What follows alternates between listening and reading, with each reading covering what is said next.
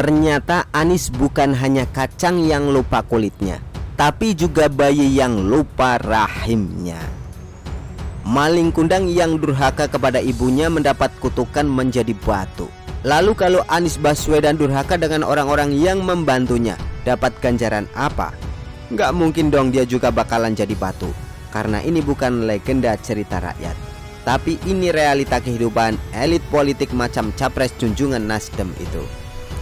Mulai dari sebelum terjun di dunia politik, Universitas Paramadina menjadi naungannya menjadi seorang akademisi yang dipuja-puja. Tapi nafsu berkuasanya mulai melonjak hingga membuatnya masuk ke dunia politik. Partai Demokrat menjadi tempat awalnya berpijak, bukan menjadi kader. Di sana dia hanya mengincar kursi capres saja untuk maju di Pilpres 2014. Apa yang diharapkan dari seorang untul yang belum lahir berpolitik? Dari 11 kandidat, Anies gagal.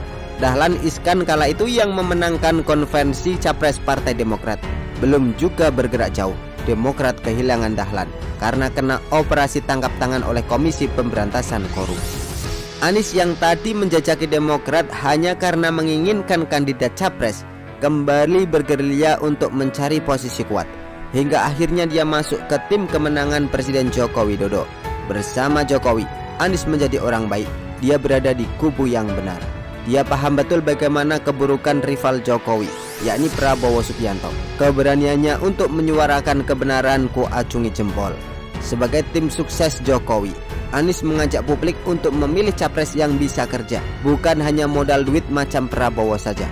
Bahkan dalam kesempatan itu, Anies pernah mengatakan dengan celotehan menohok bagi kubu Prabowo seperti ini: jangan cari orang yang bagian dari masalah. Prabowo orang baru, maksudnya dari Orde Baru. Apa yang dikritik Prabowo justru sedang dikerjakan wakilnya. Anies juga berstatement, dengan memilih Jokowi dia tidak memiliki beban moral. Artinya jika memilih Prabowo maka dia siap memiliki beban moral. Keburukan Prabowo terus diungkap oleh Anies, apalagi tentang Prabowo yang salah bicara mengenai kebocoran data, di mana wakilnya sendiri adalah Menteri Perekonomian yang menjabat di Kabinet Susilo Bambang Yudhoyono.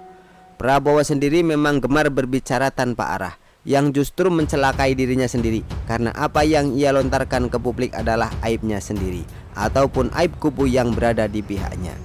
Jadi sudah wajar jika Anies yang kala itu menjadi juru bicara tim kemenangan Jokowi bisa bermain kata-kata dengan capres yang menjadi rival Jokowi itu. Tapi kali ini berdasarkan data real dan pembelaan yang rasional ya, bukan seperti rangkaian katanya yang berbelit-belit saat menjelaskan tentang air hujan di ibu kota. Semangat Anies berlanjut ketika Jokowi dapat memenangkan kontestasi Pilpres 2014.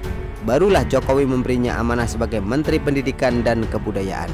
Belum lama menjabat di Kemendikbud, banyak pekerjaan terbengkalai yang menyebabkan beberapa problem seperti tidak optimalnya pengelolaan Kartu Indonesia Pintar hingga kelebihan bayar para guru. Pada akhirnya Jokowi harus menghentikan Anies dari jabatan yang baru diembannya karena tidak ingin memperburuk pendidikan di negara ini. Kecewa dengan apa yang dilakukan Jokowi, Anies berkelana ke kubu yang dulu ia injak-injak, yakni menjadi anak buah Prabowo Subianto.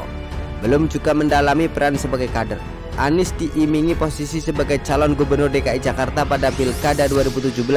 Barulah politik identitas dimainkan Anies demi menjadi gubernur DKI Jakarta.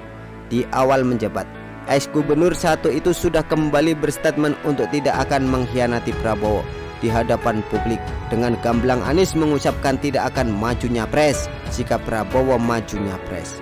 Semua terpatri di ingatannya rakyat, terutama warganet yang ikut merekam jejak digital Anies mengeluarkan statement itu. Politik memang dinamis, tapi tidak dengan janji orang yang berubah sesuai waktu yang berlalu dong. Pada kenyataannya Anies mengingkari janji dan tidak memegang statementnya 5 tahun yang lalu. Demi mendapat jabatan dan kekuasaan tinggi, nafsu Anies mengalahkan harga dirinya. Setelah dulu menjilat Presiden Jokowi, tapi berakhir dipecat karena ketidakbecusannya bekerja. Ia tidak tahu malu menjilat Prabowo yang dulu pernah diinjak habis-habisan demi naiknya level kekuasaan. Dan saat ini Anies memilih jalannya untuk menjadi single factor. Oh, jangan lupakan antek-antek yang menyetir di belakang. Kelihatannya saja single ya, tapi backingannya bikin shock deh. Tindakan durhaka Anies ini sama halnya dengan kacang lupa kulitnya. Peribahasa itu mengarah pada amanah Presiden Jokowi yang tersampir di pundaknya, berakhir tidak dilakukan dengan baik. Bukannya melakukan evaluasi diri, Anies malah menjadi antitesa Jokowi saat ini.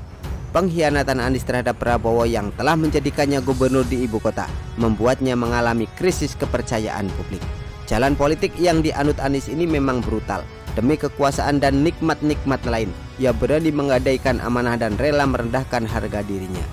Memang kinerjanya gagal total, hingga rekam jejak Anies selama menjabat gubernur tidak bisa dipertimbangkan menjadi capres idaman rakyat. Demi kekuasaan puncak tertinggi di dunia politik dan dalam karir pemerintahan, Anies melupakan janjinya dengan Prabowo. Wajar bukan jika mantan partner kerjanya, Riza Patria, enggan mendukungnya jadi pemimpin negeri ini.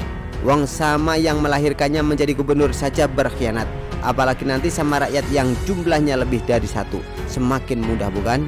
Namanya terkenal dari rektor Paramadina, tapi dia mengkhianati ideologi yang sempat dia pegang menjadi akademisi di sana. Justru sekarang prinsipnya berkebalikan dengan yang dulu.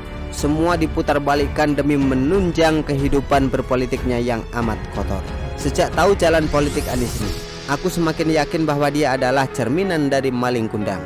Si anak yang bukan sekedar kacang lupa kulitnya saja, tapi juga bayi yang lupa rahimnya. Jika dalam legenda, malin kundang dikutuk ibunya menjadi batu, Anies Baswedan diabaikan orang-orang yang membantunya tadi. Jangankan Presiden Jokowi yang membiarkannya seperti layangan putus, Prabowo saja sudah tidak menganggapnya ada.